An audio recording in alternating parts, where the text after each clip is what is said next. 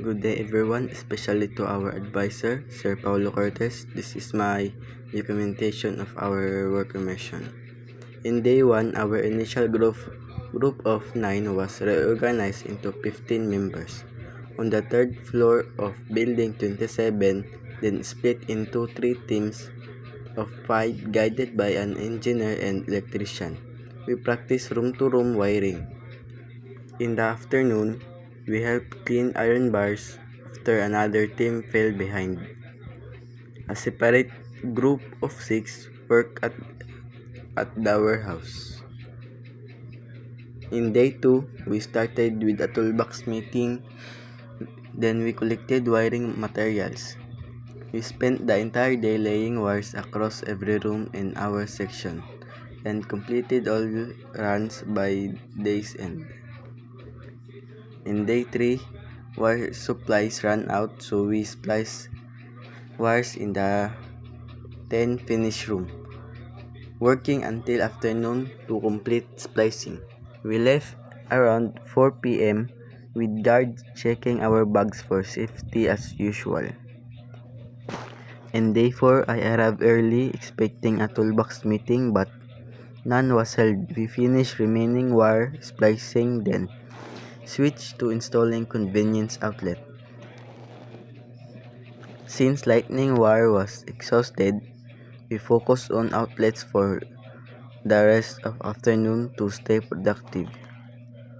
On day 5, we completed convenience outlet wiring on 4th floor, but skipped some rooms due to clogged conduits.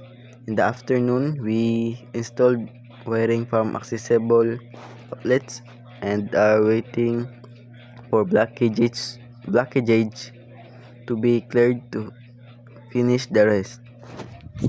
Day 6, we prepared wiring for lighting systems and began installation on the 4th floor. We laid throughout the morning and afternoon, ensuring proper routing of all accessible circuits, and completed a significant portion of the layout. On day 7, we continued electrical wiring in the 4th floor. In the afternoon, an electrician gave us hands-on training on fire alarm and CCTV installation on the 1st floor. JR was assigned to manage fire alarms wiring with red and black cables, while the rest of us returned to the 4th floor to finish remaining circuits.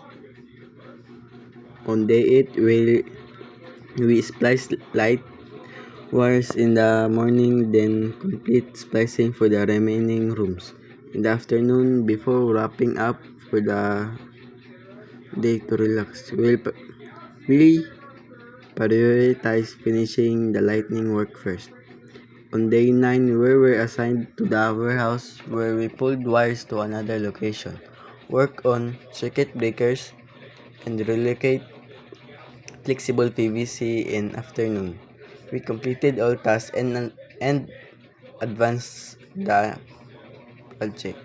Day 10, we moved the flexible PVC conduit to its correct location. After finishing, we ate the canteen